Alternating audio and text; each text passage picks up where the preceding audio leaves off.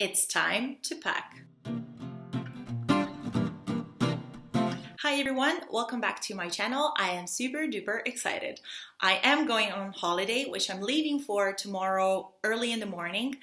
And I headed to Palma de Mallorca in Spain. I'm flying there with my babe and I'm super happy.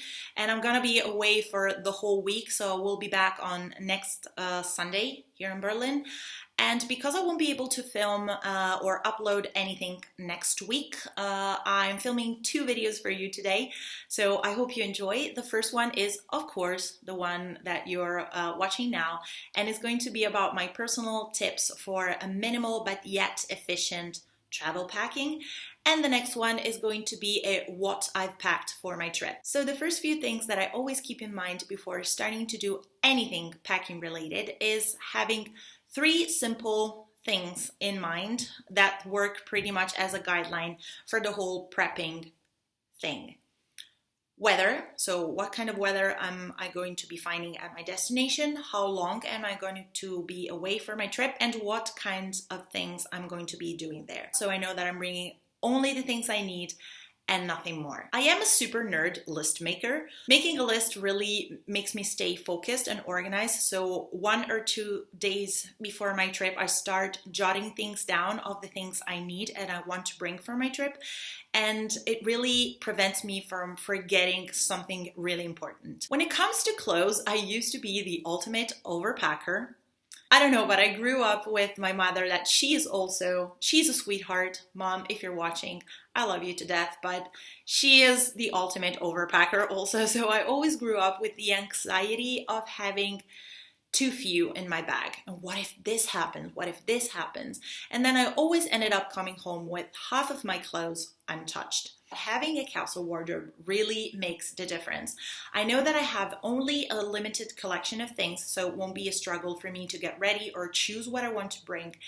And more importantly, these things I have really work very well with each other. So I can easily mix and match and create outfits without having to bring specific things that only work with that kind of piece and then overpacking. If you don't have a capsule wardrobe, then I recommend creating maybe a travel capsule. So select clothes that really work with each other and more importantly that you feel comfortable in. You don't want to bring any dresses that you constantly have to adjust or shoes that hurt. Go for neutral colors or colors that really can mix and match between each other. Something else that you can do is thinking per outfits. I personally never did this, but I feel like it's really helpful because you can prep in advance all of the outfits that you're going to be wearing, but make sure, as I mentioned, to bring stuff that really can work and you can mix and match easily. So you don't bring a single different outfit for day and night for each day you're gonna be away. And something else clothing related that it's really important is considering doing laundry at your destination. Don't bring thousands of clothes for each single day you're gonna be away. That's why I recommend bringing clothes that can be easily taken care of. You can always, if you don't have a washing machine available, you can always wash your clothes, hand wash them in the sink. You can always bring multi-purpose soap. I personally bring with me during this trip the Dr. Bronner's Magic Soap. You don't have to buy the exact same one, but you get the point, and always keep laundry in your mind whenever you're packing. If you don't have a washing machine available, you can always hand wash your clothes. Probably this one is a little cliche, but they really changed my approach to packing, and I'm talking about packing cubes. In the past, I tried a whole bunch of packing methods. I think I tried them all. And I always considered packing cubes to be something a little bit stupid because I was thinking, why should I put a bag inside of another bag? But they really make a difference. Not only they maximize the space, they keep everything organized and separate. So whenever I open my bag, I don't find things that have fallen on top of each other.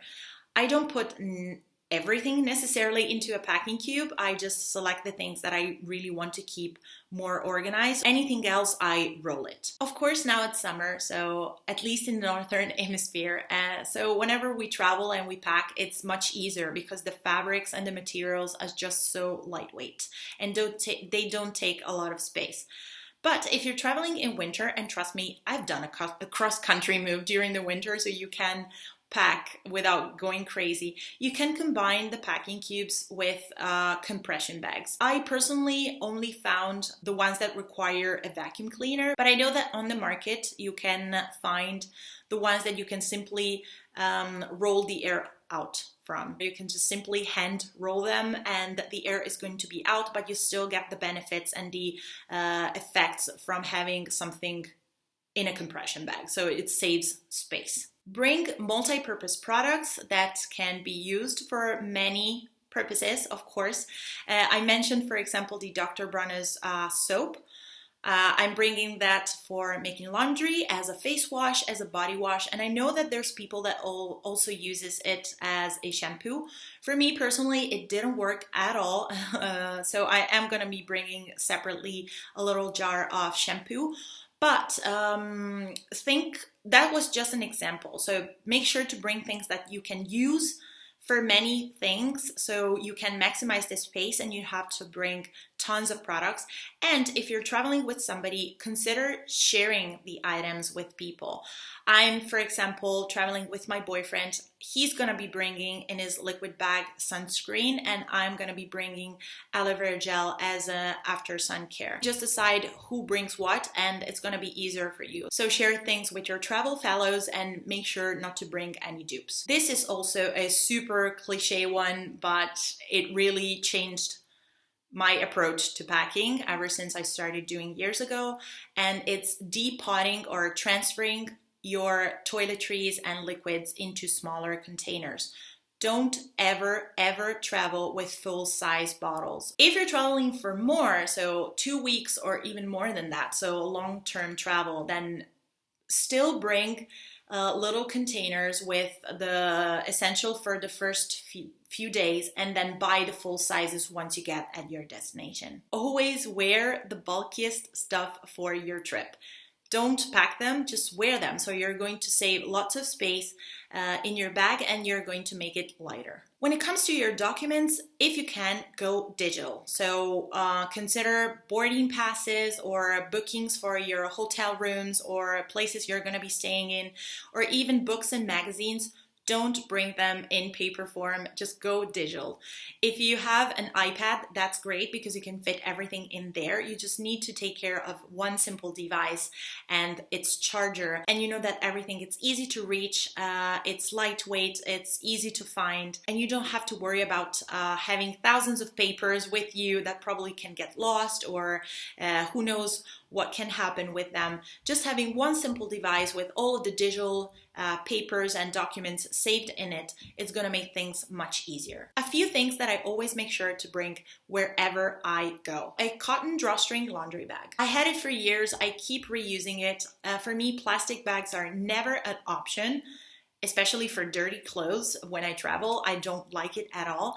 I like to have something that I know that it's reusable and washable. So a laundry bag, it doesn't take a lot of space at all. A cotton tote or sort of a reusable bag for my shoes as well, so they are separate from the rest of the stuff I have in my bag. A couple of cotton totes. They are very lightweight. They don't get a lot of space, but they can be extremely useful. For example, I don't have a beach bag, so that thing is going to be perfect for grocery shopping and a beach bag as well. And it's so lightweight and compact, I can just squish it in a very tiny ball and put it inside of my pocket or bag. And finally, if you have one, I highly recommend doing this.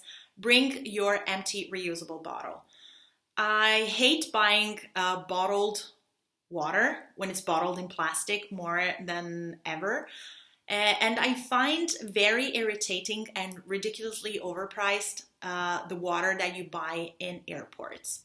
So what I do is pack my empty water bottle. I go through security, and once I'm through, I go in the bathroom and I fill it up with water. Of course, if you do this, you want to check the kind of water that you're going to be finding at your destination as well, because not all of the places have tap water that it's fine to drink. And finally, something that I always do is packing my essentials at the very end of the packing process.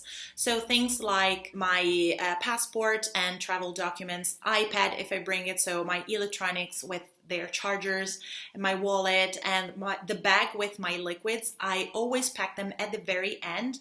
I know that I have a list so I won't forget anything, but I don't want to put them inside of my bag and then have to dig through every time I need to reach for something. I want them to be easy to reach and always where I can get them quickly, especially if I have to go through security and I have to pull things out of my bag. So what I do is packing these things in the front pocket of my bag, or because I've packed 1 or 2 extra cotton totes, I just keep the cotton tote always with me, and then every time I need to grab something, it's right there, easy to reach for. That's gonna be it for now, because I am going to be filming the second video for today. I hope you enjoyed this. Let me know if you're traveling somewhere. Let's dream a little bit. It's summer after all. It doesn't seem like summer if I look outside in this moment, but it's okay. Give this video a big thumbs up if you liked it. Don't forget to subscribe to my channel if you still haven't. Thank you so very much for watching. I will see you very, very soon. Bye!